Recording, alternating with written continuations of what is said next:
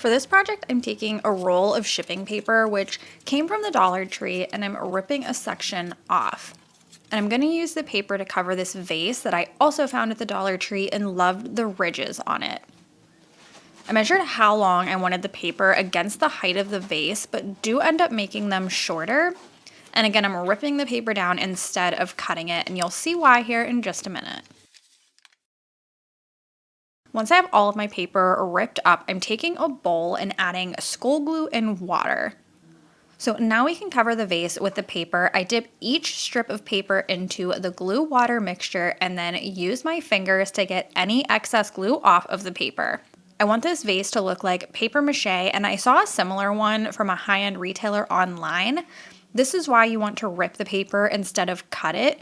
When you rip, the fibers of the paper are exposed and will blend together a little more seamlessly compared to when you cut with scissors and get those harsh edges that will just show up on your project.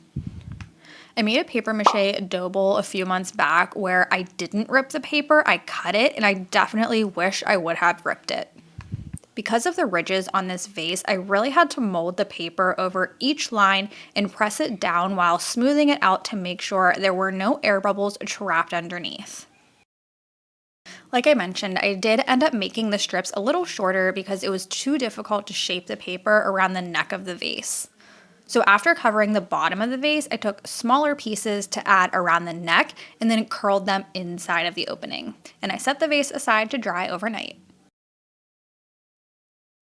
Once the paper was dry, I'm taking sandpaper along the inside rim to remove any excess paper, and by sanding in one motion going inside of the vase, the paper easily peels off perfectly all around the lip. I really wanted to keep that brown paper look, but to make it a little more high-end, I'm taking a white paint to dry brush over the whole thing. I added a heavy dry brush line over each ridge on the vase, and then with the remaining paint on my brush, went in between, but made sure to still leave that brown showing through. And that's it for this one. It was super easy to create and would only cost $3 if you had to buy all of these supplies.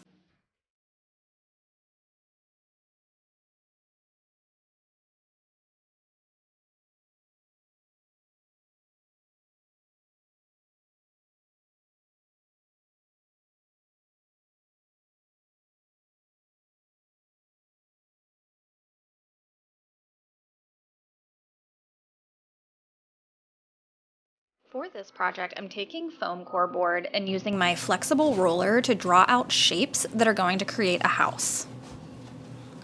To create the peak of the house, I found the center of the rectangle and then put my ruler at an angle from that center point to the top edge of the house.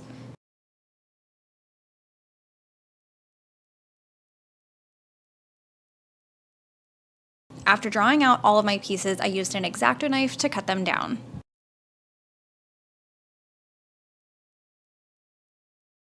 Next, I need to build the house. I used my detail tip hot glue gun. Now, you want to be careful when using hot glue on foam core board. It will melt. So what I did was add the bead of glue along the surface part of the foam core board because that's almost like paper. And if you add glue to the edges, that's where it's going to melt. So then I put the edge into the glue, and this seemed to work out well. It did not melt the sides. I also added a line of glue on the inside seam where the two pieces meet. I wanted a door and windows in the house, but should have added those before gluing the sides together. It would have been a lot easier to cut that way. For the roof, I held a piece of the foam board where I wanted it and then cut that out and glued it on as well. At first I had the roof hanging over the sides, but I didn't like how that looked, so I cut this down to be flush with the side. Now we can cover the house in paper mache. This time I'm using the Celluclay.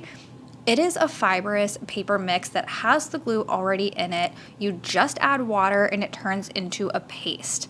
You can make this as thick or as thin as you want depending on the look that you're going for. I really like working with this stuff.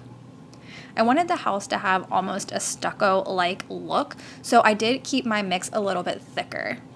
And once I had it at the consistency I wanted, I can start applying it to the house. I just used my plastic knife to spread it all over the house, covering every inch, and then let it dry overnight. I did make a second house, so there would be a set of two. I wanted the second one to be smaller, but I think I made it bigger than what I had envisioned. And for the second house, I covered it using the shipping paper and glue mix to show you there are multiple ways to achieve a paper mache look. When the houses were dry, I'm taking some sandpaper to smooth out the edges as well as the windows and door sides, and then painted the house to match my home decor. The tall one is painted white and the short one is painted black and white. You can leave these super simple and modern looking or add painted details like little shutters or accents, whatever fits your style.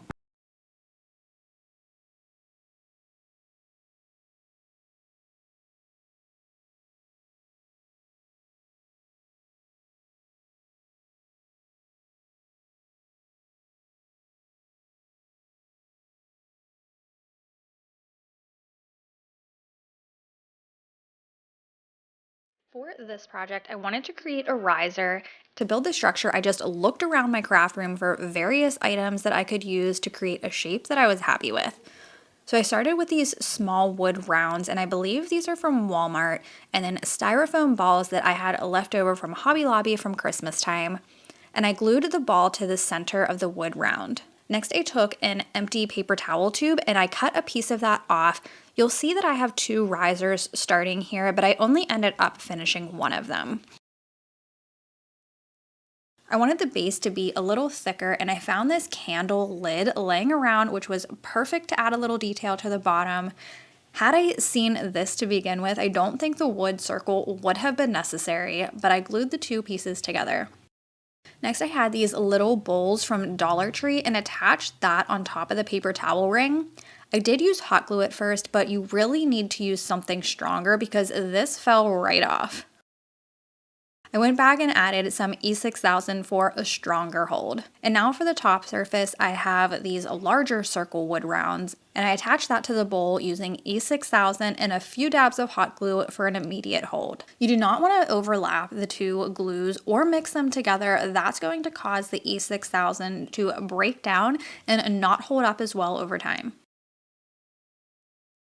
I allowed the piece to dry overnight and then mixed up some more of the celluclay to cover the riser with. I did this in sections, allowing parts of it to dry before moving on because it was a little more difficult to hold. And this one took about 2 days to dry. But once it was rock hard, I painted it with my Dixie Belle paint in the color Sandcastle and then added my white wax over top to bring out all of the detail.